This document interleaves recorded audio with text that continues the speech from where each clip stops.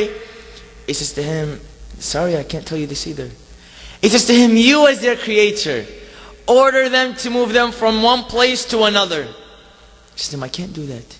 He says to him, what kind of creator are you that can't even take care of simple organisms like worms? You're no creator. Our Imams were open-minded to everyone's, to Christians, to Muslims, to atheists. Every school they would answer. One of the companions of the Holy Imam was being questioned by atheists. The atheist asked him a question. He said, can your God take this whole universe, put it in a small egg without changing the size of the egg or changing the size of the universe? Is he able to do this? This man was stumbled. He went to Imam al-Sadiq. He said, oh Imam, the atheist said this to me, is Allah able to do this? Take the egg, take the earth and put it inside the egg without changing each one of size? Is he able to do this? Imam said to him, Allah already has. He said to him, how? He says, look at your eye. It's smaller than an egg, yet you see the whole world with it. SubhanAllah. Salawat ala Muhammad wa ali Muhammad. Allahumma salli ala Muhammad wa ali Muhammad. Imam speaks to one of his companions, Mufaddal, proving to him the existence of God. He says to him, oh Mufaddal, look at this bird. God has created it in such a beautiful way. He's given it aerodynamic body. He's given it hollow bones for it to be able to fly. He's given it a strong beak in order for it to eat. He's given it feathers that let the air pass by. He's given it small feet so that when he flies, he can put these feet under his wings. Do you think all of this came upon this earth with an accident? How can such perfection come with such accidents? That sadly today some people say that the world all is an accident. Everything happened because of an accident. Tell me, such perfection, an accident? Impossible. When examining this, we realize that one way to reach certainty is always being skeptical. Ask as many questions as you can.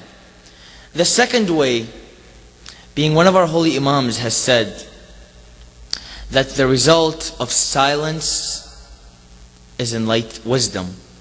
The result of wisdom is enlightenment. And the result of enlightenment is certainty.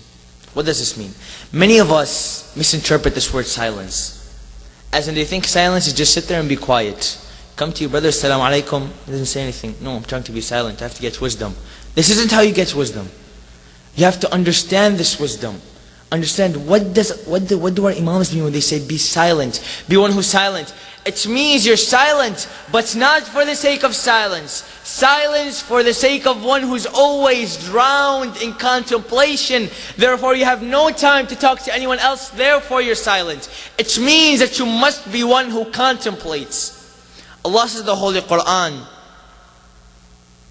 He says in one of the verses beautifully, that Allah has created signs all around you for you to be able to contemplate about.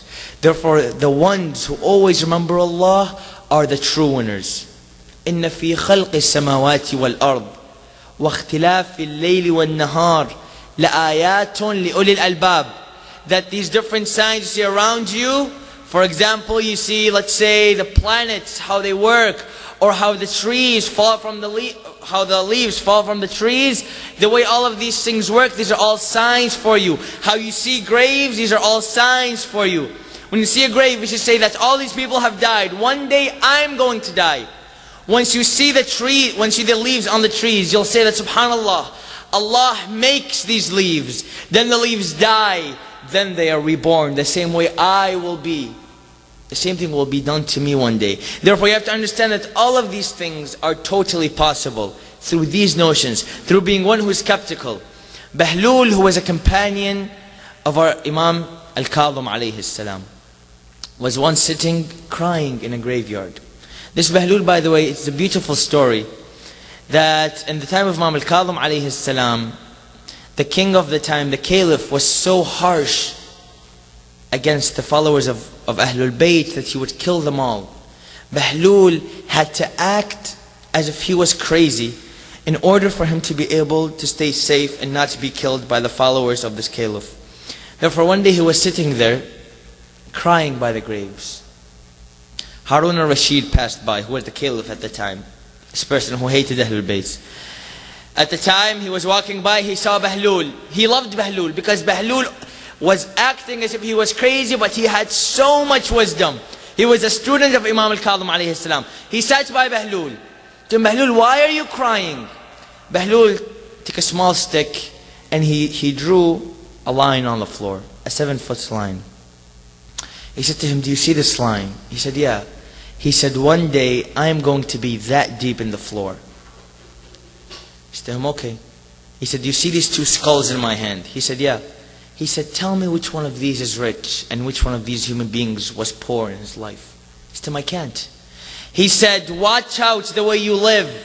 He gave him beautiful pieces of poetry. He said to him, watch out the way you live, because surely time will catch up to you.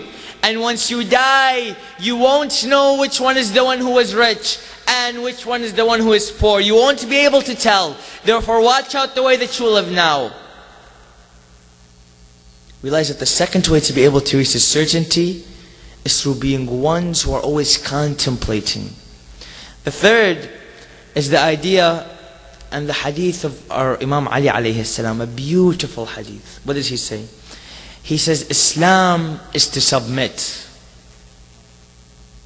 Al-Islam huwa al-taslim. Wa-al-taslim huwa al-yaqeen. He says that Islam is to submit. And submission is true certainty. What a beautiful hadith. Once you understand it, subhanAllah, you know the reason of the creation. You know the reason that everyone lives. Imam is saying that Islam, i.e. religion, once you have these, once you submit to these religions, these give you certainty. How? Because once you do what God says, once you do what Allah says, you realize that Allah is an all-wise. We spoke the other day about Allah's characteristics being infinite. Allah His wisdom is infinite as well. Therefore, whatever Allah gives you is 100% good. Because no good can come from evil. Sorry, no evil can come from good. Allah is all good. Therefore, no evil can come from Him. Some people say, well brother, what about all the killing we see?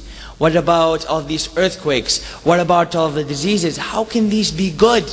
We don't understand. How is this good when they seem so evil? How can an infant child dying be good when in reality it's total evil? How can this be good? We realize that evil itself is a necessity to be able to acknowledge the good. And I gave this analogy and I'll say it again because it's so critical and important. Is that, say for example, you're a human being taking a test. 5 multiple choices, 4 wrong, 1 right. Of course you would take the test because it's a test worthy of you as a human being. But imagine if I as a teacher give you a test with all of the correct answers, would you still take the test? Of course not. You'll say, I have much more potential. I am much more worthy. Either give me a test with wrong answers or don't give me a test at all. We must realize that when reality in the world, once we have this evil, it gives potential to the good. Therefore, the only reason you would take a test if it had wrong answers, because you feel worthy, you feel a challenge. If the test was all right answers, you would never take it because there's no use. Therefore, we have to realize that Imam says, Al-Islam huwa al-taslim. Wat-taslim huwa al-yaqeen. Islam is to submit.